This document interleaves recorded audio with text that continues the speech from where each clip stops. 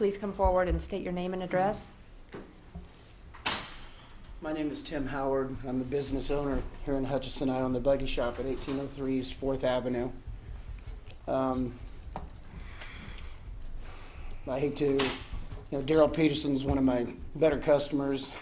Didn't expect him to be here today and listen to his prayer. He's prayed with me in my shop and my business before. And one of his thoughts were criticizing city members. You guys have a nice deal here. It's very polite and well-mannered. I kind of appreciate this guy here before me kind of lightening up for me because I'm here to criticize what's going on with the city. Right now I'm involved in a lawsuit. I've been trying to deal with Paul Brown here. I've had no luck.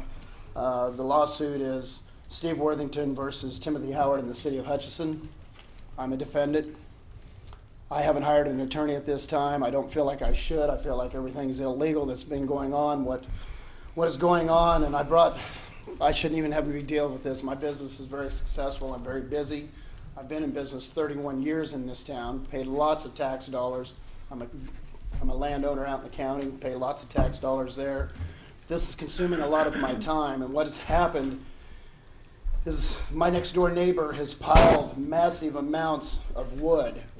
When I say wood, these are tree trunks that weigh 1,000 pounds apiece and about 120 of them. These are tree trunks that you and I and 10 people in this room couldn't even pick up and put on a trailer. We couldn't do anything with them. So I was intimidated. I was being bullied.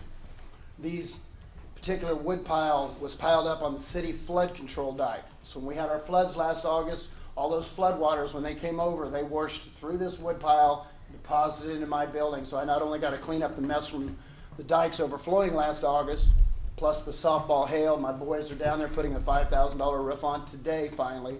I have no insurance. I can't afford insurance. So I just got my $5,000 roof. Now I'm involved in a lawsuit where what has happened is I've complained to Janet McCarran, Trent Maxwell, Roy Little, Casey Jones, tried to get these people to get this wood pile cleaned up and off of city property and off of my property.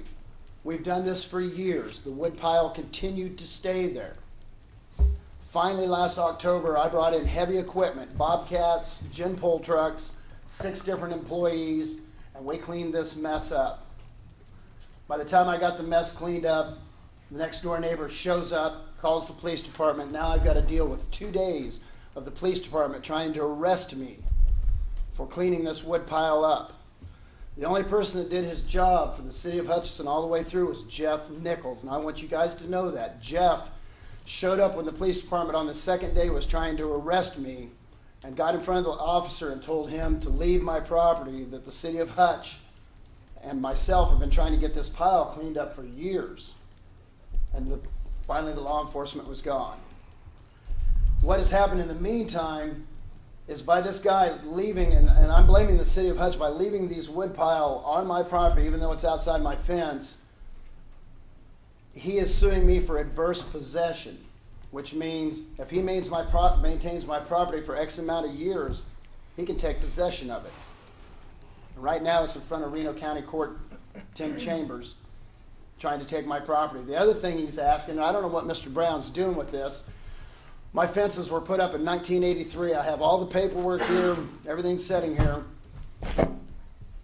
that he wants my fences to be tore down, 2 of my buildings to be tore down, and he wants the city of Hutch to put an alley in there to make it easier for his sewage trucks to be able to get to his building, even though he doesn't have enough property. And that's where I complained to Casey Jones and people like that.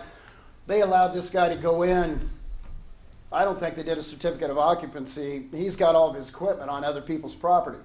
Just his trucks are on the bar parking lot next door.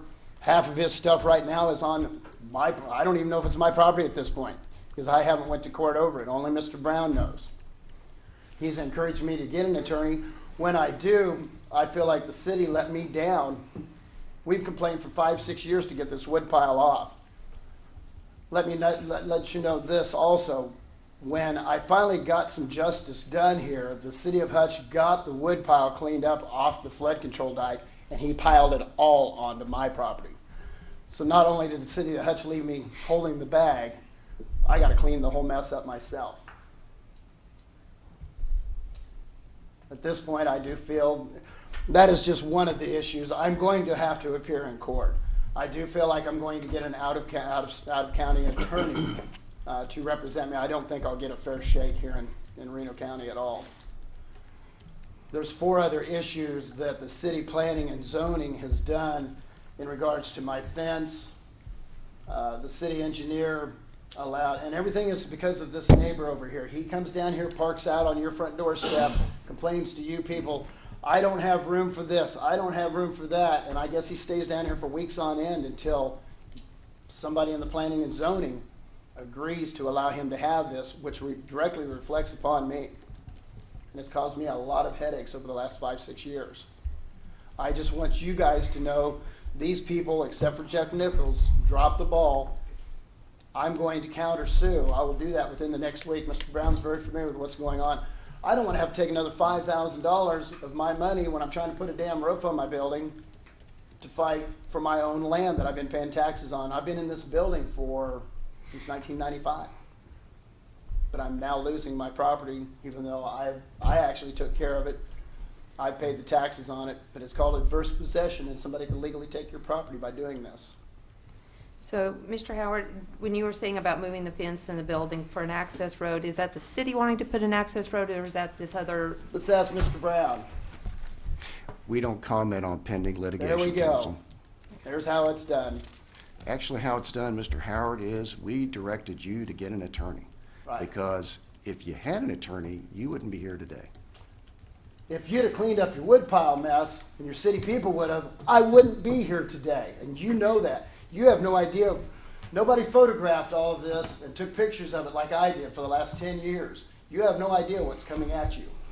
And I hold you responsible also. I just wanted you to know, this is the information I've gathered. I have talked to Bretson Young. I don't think I'll get a fair shake in this county. And let me tell you why I don't think I'll get you a fair shake. Give me 30 more seconds. My first shot into politics in Reno County was when I was younger. I had a paternity case with a woman that hired Tom Arnold as an attorney. Tom Arnold, they turned me out to be the bad guy. Tim's going to do this to you, and he's going to do that to you, and he's a no-good SOB. So Tom Arnold took it upon himself that he was going to viciously come after me, just relentlessly. Finally, one day I got tired of it. We did some poking around, and we found Tom Arnold was running illegal credit reports from me, and I've never brought this to public light. I'm not held to not do such, but I caught him running illegal credit reports on me through Fessler Investments. He was their attorney. A lot of people in Reno County ought to know this. This is how these attorneys, and this is how, when he was talking about the court systems, this is how they operate. I caught him running illegal credit reports through Fessler Investments by going to my credit people bureaus and running credit reports and saying, well, I'm not renting a house from Fessler Investments. Well, I settled out of court for $10,000 with a Wichita attorney over that deal. Now we move forward. I'm still at that paternity case in Reno County Court, but now we have Tim Chambers as the judge. Tim Chambers knows, and I appear a lot of times for myself, he knows I'm smart enough that I caught Tom Arnold, and I got this 10 grand. So when I raise my hand, he doesn't want to hear me speak, but he listens to me because he knows I've caught you people. Your people are dirty, and I've caught you. There's more. I have more on that court system yet that I haven't even brought to light, but I caught you, and he knows I caught you. So we had a hearing with another friend of mine that on a Friday, he was going to, on a Friday they had the pre-deal that they do behind chambers of what we're going to do on a Monday on this big hearing. It was a very large hearing. I was subpoenaed as the main witness to be there.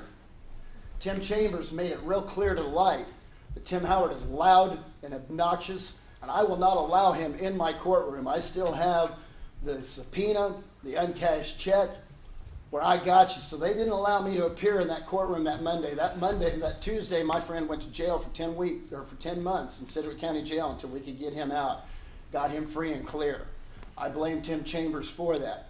Now here's where my point goes around. Right now, Tim Chambers is the one that's hearing this case. Do you think I'm going to get a fair shake because I'm loud and obnoxious? And I've caught the circus, what we call the circus on 2nd Street. I've caught those people at their games. I feel like there was a game done here. I think if Trent Maxwell and Jana McLaren and Roy Little would have got my wood pile cleaned up, I wouldn't be here with Paul Brown today. That's why I'm here, because that wood pile was not cleaned up until I cleaned it up. And yes, you'll have your papers here pretty quick, Paul. I'm sorry to bring this to light with you, but I just wanted you to know what your employees are doing and that you are going to be sued. Thank you for your time. Thank you.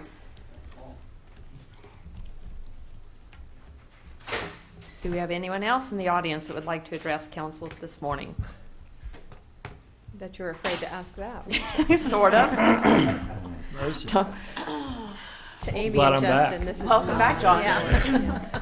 Glad you returned. Daryl, go ahead. You want me to pray again?